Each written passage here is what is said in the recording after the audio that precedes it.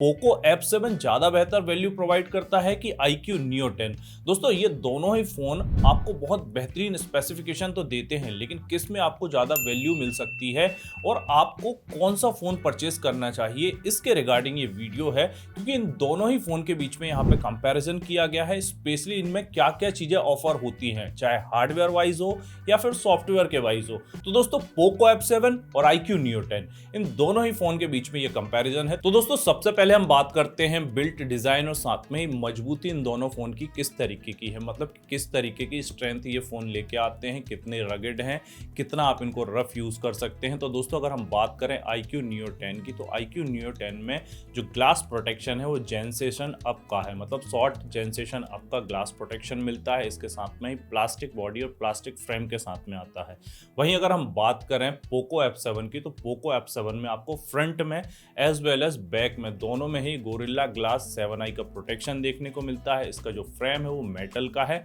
और हाँ, अगर हम इन दोनों ही फोन में आईपी रेटिंग की बात करें तो iQOO Neo 10 आपको मिलता है IP65 रेटिंग के साथ में, जहां पे अगर हम देखें तो पोको F7 अपने साथ में IP68 और IP69 की रेटिंग के साथ में आता है। तो दोस्तों अगर हम बिल्ड क्वालिटी वाइज बात करें, आईपी रेटिंग वाइज बात करें, तो यहाँ पे क्लियरली पोको F7 विनर है, क्योंकि पोको F7 के पास में एक्स्ट्रा एडवांटेज है गोरिल्ला ग्लास का और साथ में ही आईपी रेटिंग काफी अच्छी मिल जाती है। वहीं अगर हम दोनों ही फोन के वेट के बारे में बात करें तो दोस्तों जहां पे iQOO Neo 10 आपको 206 ग्राम के वेट के साथ में देखने को मिलता है, वहीं अगर हम बात करते हैं पोको F7 के बारे में, तो चूंकि इसकी बिल्ड क्वालिटी और मेटल का जो फ्रेम है इसके साथ में ये फोन थोड़ा सा बल्कि होकर 222 ग्राम के वेट के साथ में आता है। दोस्तों अगर बात करें डिस्प्ले की, तो इन दोनों ही फोन में आपको 1.5 के एमोलेड डिस्प्ले मिल जाएगा और दोनों ही फोन का जो डिस्प्ले है वो काफी अच्छा है। लेकिन अगर हम बात करें कंपैरिजन वाइज, तो यहाँ पे iQOO Neo 10 का जो डिस्प्ले है वो थोड़ा ज़्यादा बेहतर है, क्योंकि दोस्तों इसमें आपको 144 हर्ट्ज की रिफ्रेश रेट मिल जाती है।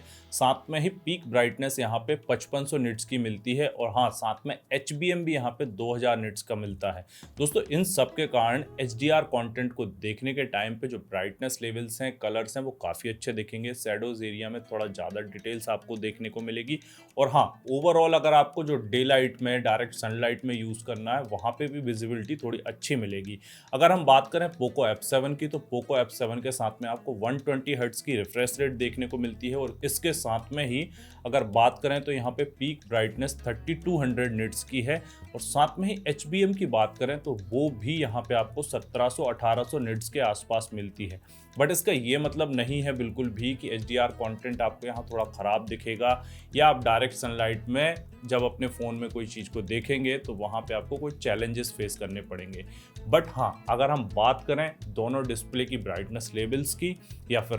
जो रिफ्रेश रेट है, उसमें यहाँ पे iQOO Neo 10 क्लियरली विनर है और इसके जो डिस्प्ले है उसमें थोड़ा सा ज़्यादा अच्छा एक्सपीरियंस आपको देखने को मिलेगा। तो दोस्तों इन सबके साथ में अगर स्क्रीन टू बॉडी रेशो को भी देखें, पोको F7 की बात करें तो पोको F7 में आपको 93.70% का स्क्रीन टू बॉडी रेशो देखने को मिलेगा, जिससे इसका एक्सपीरियंस आपको थोड़ा ज़्यादा बेहतर मिल सकता है। बात करें अगर PWM डिमिंग की, जिससे मोस्टली जब आप अपने फ़ोन को लो ब्राइटनेस में रखते हैं तो वहाँ पे कम से कम और ऑलमोस्ट ना के बराबर जो फ्लिकर्स हैं वो दिखाई देते हैं। तो इस मामले में यहाँ पे iQOO Neo 10 थोड़ा सा बेहतर मिलता है, क्योंकि यहाँ पे आपको फ्लिकर फ्री 4320 हर्ट्ज की PWM डिमिंग देखने को मिलती है। वहीं अगर हम बात करें पोको F7 की, तो पोको F7 में आपको 3840 हर्ट्ज की PWM डिमिंग देखने को मिलती है। तो दोस्तों ओवरऑल डिस्प्ले की बात करें तो डिस्प्ले में iQOO Neo 10 में आपको थोड़ा सा ज़्यादा बेहतर कलर, ज़्यादा ब्राइटनेस देखने को मिलेगी और अगर स्क्रीन टू बॉडी के हिसाब से एक्सपीरियंस देखें तो यहाँ पे आपको पोको F7 में थोड़ा ज़्यादा अच्छा एक्सपीरियंस मिलेगा।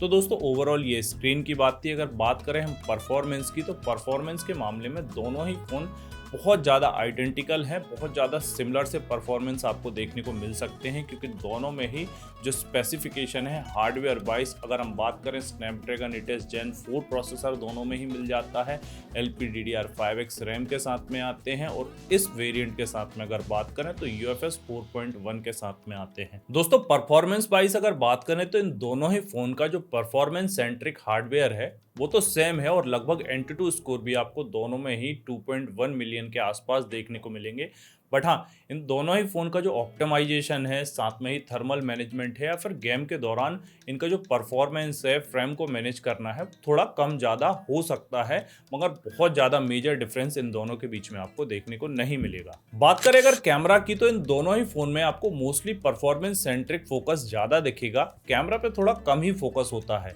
बट हाँ, फिर भी दोनों में ही बहुत हद तक सिमिलर कैमरा सेटअप मिल जाता है, जहां iQOO Neo 10 में और पोको F7 में दोनों में ही आपको जो प्राइमरी सेंसर है सोनी का IMX882 सेंसर मिलता है और दोनों ही 4K at 60 FPS रिकॉर्डिंग के लिए कैपेबल हैं। साथ में ही दोनों ही फ़ोन में आपको 8 मेगापिक्सल का अल्ट्रा वाइड कैमरा भी देखने को मिलता है। और अगर फ्रंट की बात करें तो यहाँ पे थोड़ा सा डिफरेंस आपको जरूर देखने को मिलता है, जहाँ पे iQOO Neo 10 में आपको 32 मेगापिक्सल का फ्रंट कैमरा मिलता है और साथ में ही ये camera 4K at 30 FPS record करने के लिए भी कैपेबल है। वहीं अगर बात करें पोको F7 की, तो यहाँ पे आपको एक 20 मेगापिक्सल का कैमरा देखने को मिलता है और ये कैमरा जो है वो फुल HD मतलब 1080p at 60 FPS पे फ्रंट से वीडियोस को रिकॉर्ड कर सकता है। तो दोस्तों, ये कुल मिला के कैमरा हार्डवेयर है इन दोनों ही फ़ोन में। हाँ, iQOO Neo 10 में थोड़े से बेहतर कलर और वीडियो की क्वालिटी थोड़ी सी बेहतर मिल सकती है, क्योंकि यहाँ पे फ्रंट में भी 32 मेगापिक्सल का कैमरा है जो कि 4K at 30 FPS सपोर्ट करता है। लेकिन हाँ, इन दोनों ही फ़ोन के कैमरा हार्डवेयर ही ऐसे हैं कि बहुत ज़्यादा मैसिव डिफरेंस इन दोनों में नहीं हो सकता क्वालिटी वाइज। हाँ, अगर सॉफ्टवेयर वाइज इनका जो ऑप्टिमाइजेशन है उसकी बात अलग है। अब बात करें अगर बैटरी सेगमेंट की, तो इन दोनों ही फ़ोन के साथ में मैसिव बैटरीज मिल जाती हैं। लेकिन हाँ, कुछ जगह पे पोको F7 बेहतर है, कुछ जगह पे यहाँ पे iQOO Neo 10 बेहतर है। स्पेशली अगर बात करें iQOO Neo 10 की, तो यहाँ पे आपको 7000 mAh की बैटरी मिल जाती है, 120 वाट की चार्जिंग मिल जाती है, 7.5 वाट की रिवर्स चार्जिंग को भी ये सपोर्ट करता है। और इन सारी ही चीज़ के साथ में अगर पोको F7 की बात करें, तो पोको F7 में थोड़ी सी ज़्यादा बैटरी कैपेसिटी मिल जाती है, मतलब यहाँ पे 7550 mAh की बैटरी आपको मिलती है। इसके साथ में ही यहाँ पे 90 वाट की फास्ट चार्जिंग मिल जाती है और रिवर्स चार्जिंग की अगर बात करें तो 22.5 वाट की रिवर्स चार्जिंग को ये सपोर्ट करता है। और इसके साथ में ही अगर देखा जाए तो दो जगह पे बैटरी सेगमेंट में पोको F7 विनर है और एक जगह पे iQOO Neo 10 जो कि 120 वाट की चार्जिंग को सपोर्ट करता है। बात करें अगर दोनों ही फोन में सॉफ्टवेयर अपडेट पॉलिसी के बारे में, तो इस बार हालांकि पोको ने काफी अच्छा स्टैंड लिया है। अगर हम बात करें iQOO Neo 10 की, तो iQOO Neo 10 में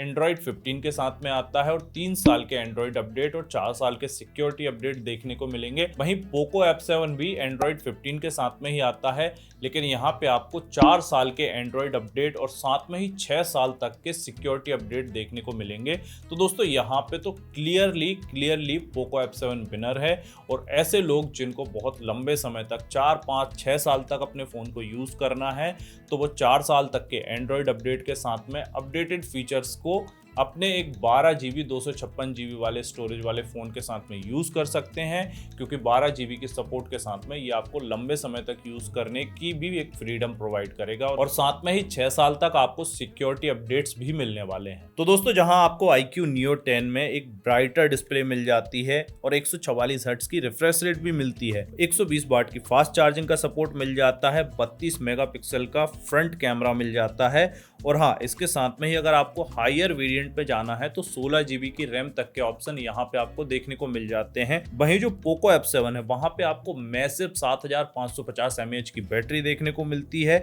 उसके साथ में ही longer software and security update भी देखने को मिल जाते हैं और हाँ, इसकी जो बिल्ड क्वालिटी है, IP रेटिंग है, वो भी इसको ज़्यादा ड्यूरेबल बनाती है।